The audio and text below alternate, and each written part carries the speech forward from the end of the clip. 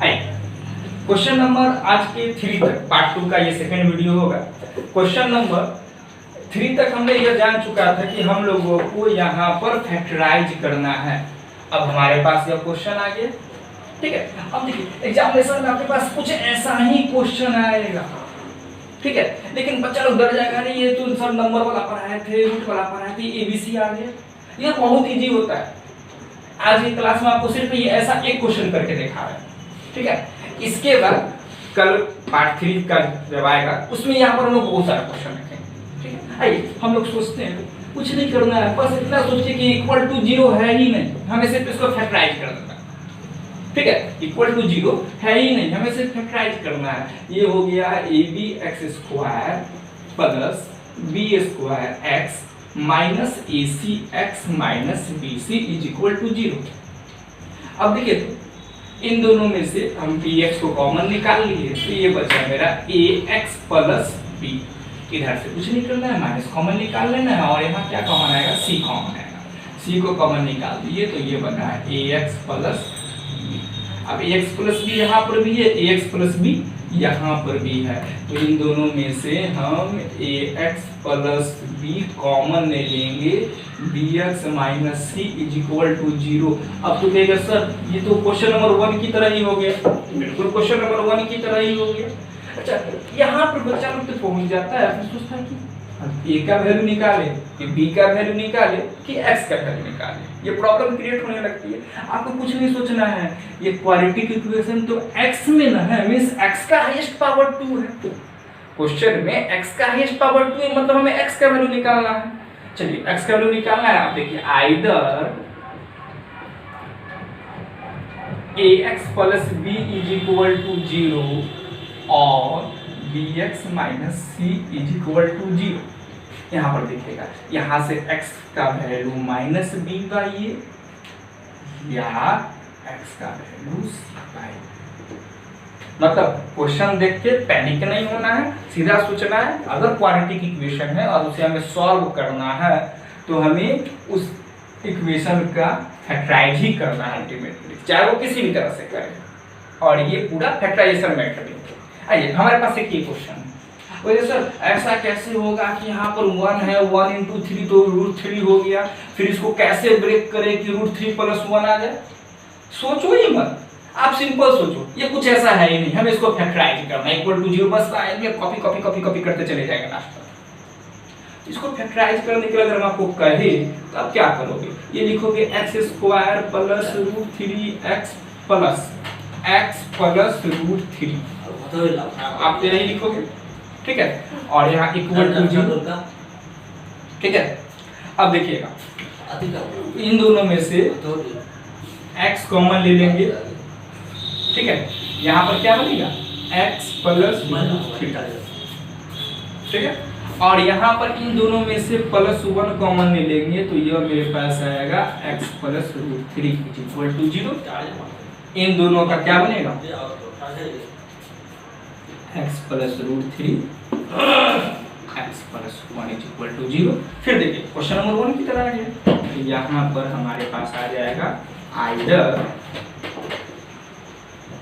x plus √3 is equal to 0 और x plus 1 is equal to 0, मतलब x is equal to minus √3 minus 1। Clear है। जब भी doubt हो वीडियो को 2 बार 3 बार देखिएगा, एक एक स्टेप समझ में आ जाएगा। करना कुछ नहीं है, क्वाड्रेटिक इक्वेशन है, अल्टीमेटली हमें उसका फैक्टराइज करना है, ठीक है। चलिए हम लोग आगे बात करते हैं।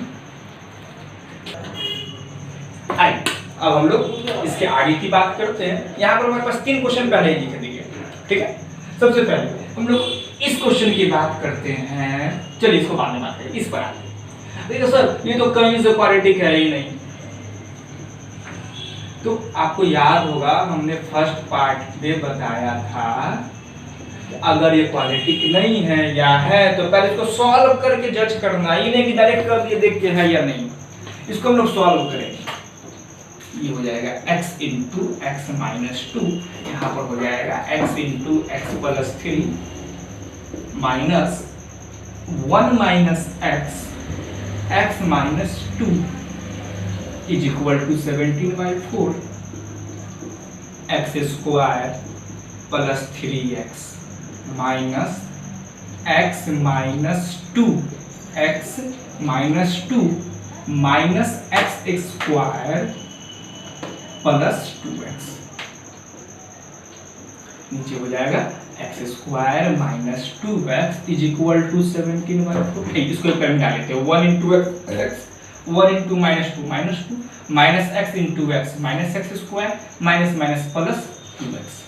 अब इसको सॉल्व करते हैं, यहाँ minus minus plus x square और x square 2x x square, उसके बाद देखिएगा 2x प्लस एक्स 3x ये माइनस में आएगा और ये प्लस में कट गया, यहाँ पर एक प्लस 3x है एक माइनस 3x है, माइनस माइनस प्लस 2 नीचे हो जाएगा x square minus 2x is equal to 17/4।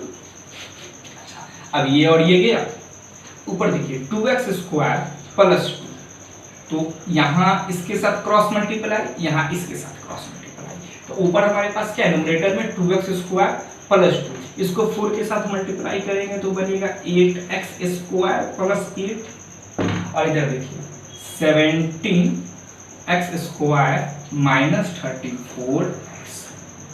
आप सबको एक तरह सबको उधर ही ले जाते हैं, 17x स्क्वायर में से 8x स्क्वायर गया तो 9x square plus 48x sorry minus 34x minus 8 is equal to 0।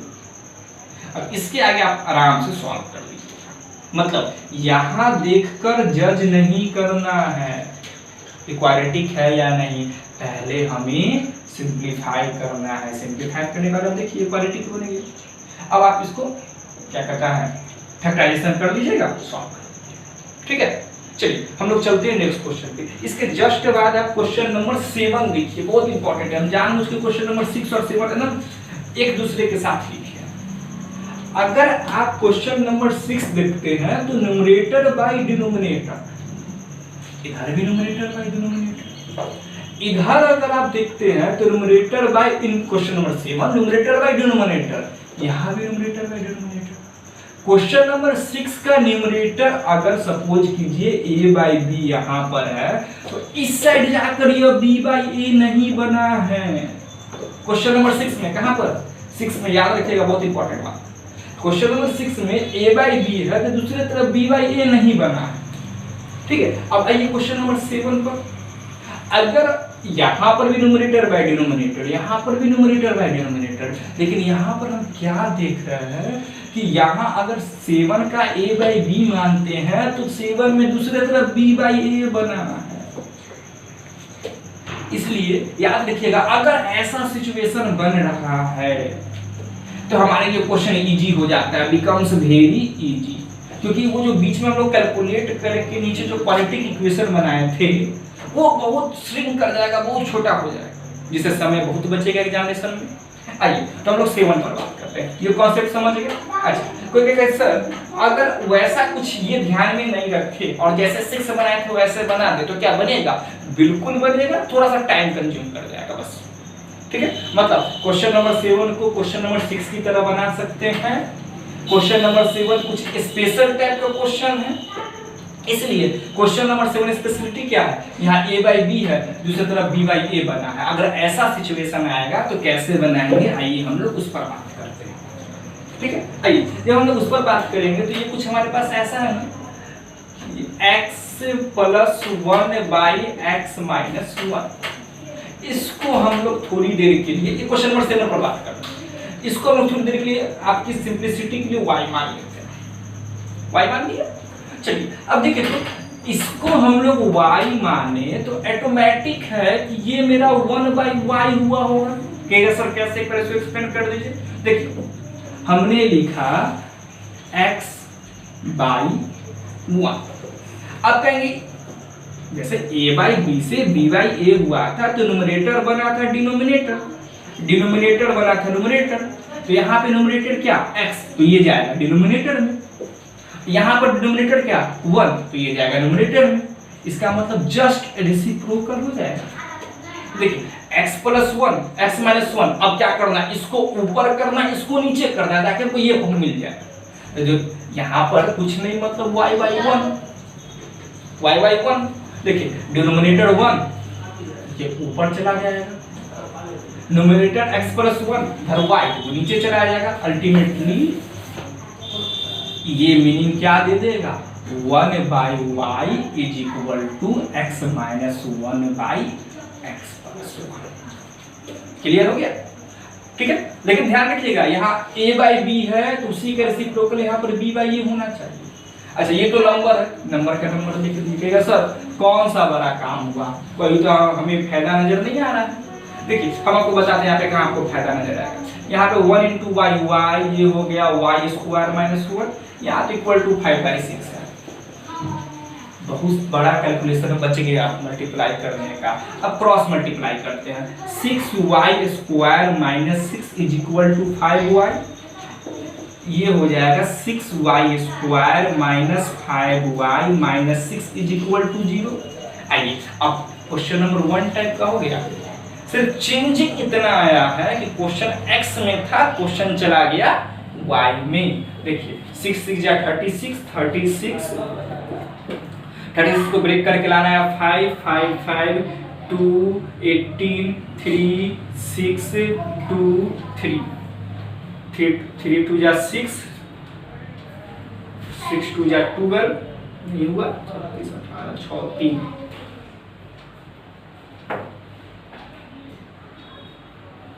यहाँ गलती, यहाँ ठीक है, यहाँ ठीक है 3 3 9 हाँ 3 3 जा 9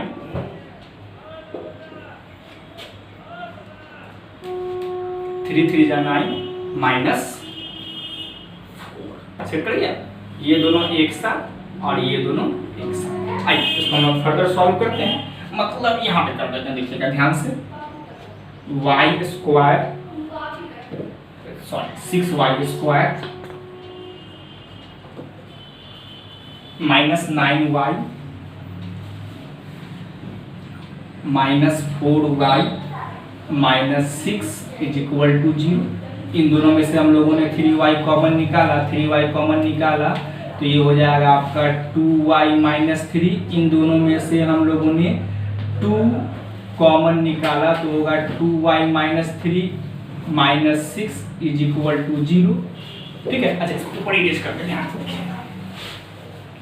देखिए हमारे पास क्या बना 2y minus 3 3y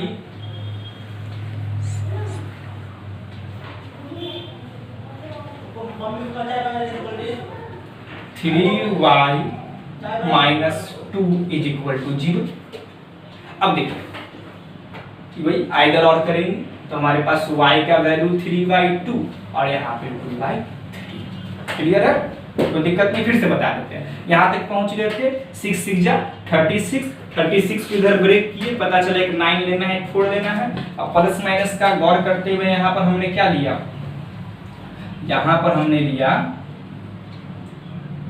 6y square, यहाँ पर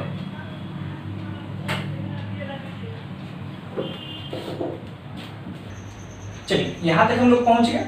अब हम लोग को कुछ नहीं करना, ये तो वैल्यू y का आया और क्वेश्चन क्या था, क्वेश्चन तो था हमारा x में, तब तो y में नहीं चलेगा। जब क्वेश्चन y में हमारा नहीं चलेगा तो कुछ नहीं करना है, बस सिंपल सा y किसे माने थे x plus 1 divided by x minus 1, इसे ही हमने y माना था। y का कोई एक धन लिख लीजिए पहले, सपोज कि हमने 3/2 ले लिया, क्रॉस मल्टीप्लाई कीजिए 2x plus 2 is equal to 3x minus 3। Solve करेंगे 2x minus 3x is equal to minus 3 minus 2 means minus x equal to minus 5। मतलब x का एक वैल्यू 5। मन में क्वेश्चन उठेगा, सर एक बात बताइए, एक बात ये बताइए सर, है तो क्वाड्रेटिक का क्वेश्चन, उधर लॉन्ग बनाते तो क्वाड्रेटिक बनता, x का 2 वैल्यू निकलना चाहिए था, तो एक ही वैल्यू निकला। देखिए दूसरा वैल्यू हमारा यहाँ पर है, x का वैल्यू सिर्फ 3/, y का वैल्यू सिर्फ 3/2 थोड़ी है, y का एक वैल्यू तो 2/3 भी है ना, तो y का वैल्यू एक 2/3 भी है, तो यहाँ से हम लोग अब यूज करेंगे y का वैल्यू 3/2। तो y का मतलब तो हमारे पास x plus 1 by x minus 1, second value of y is 2/3। आइए इसको सॉल्व करते हैं, बनेगा 3x + 3 = 2x - 2। एक तरफ ले लेंगे तो बनेगा 3x - 2x = -2 - 3 means x = -5।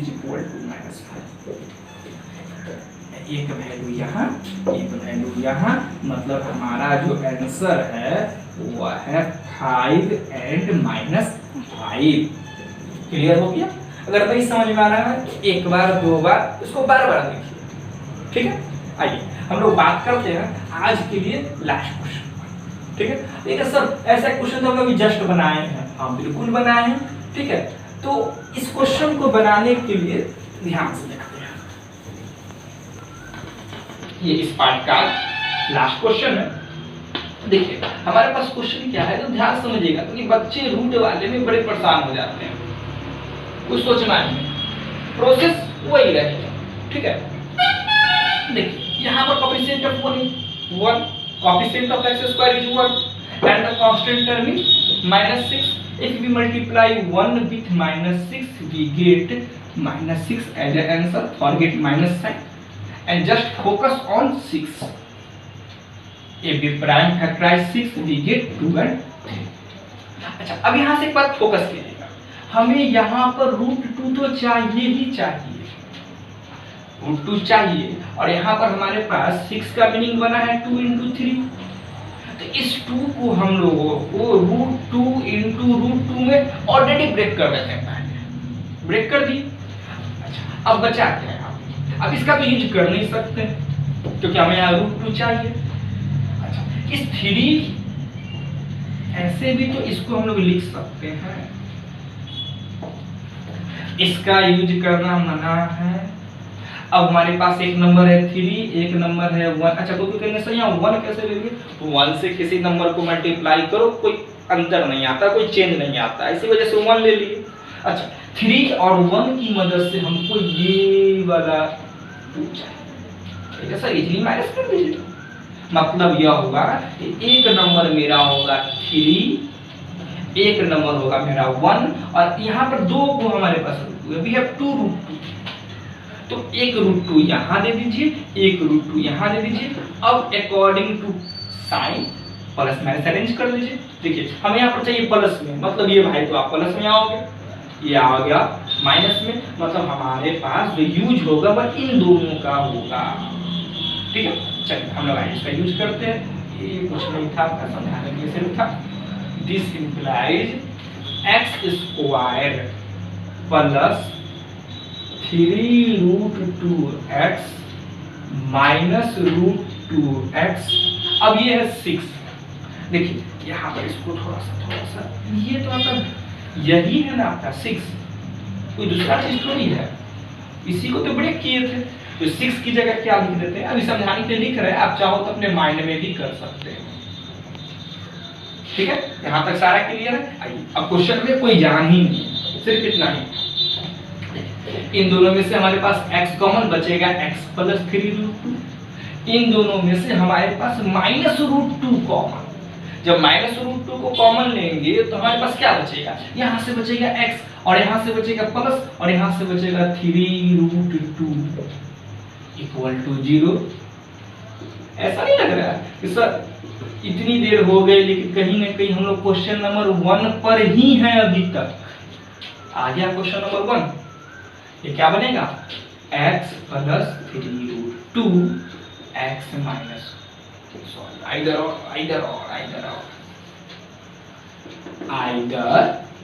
x + 3√2 = 0 और x - √2 = 0।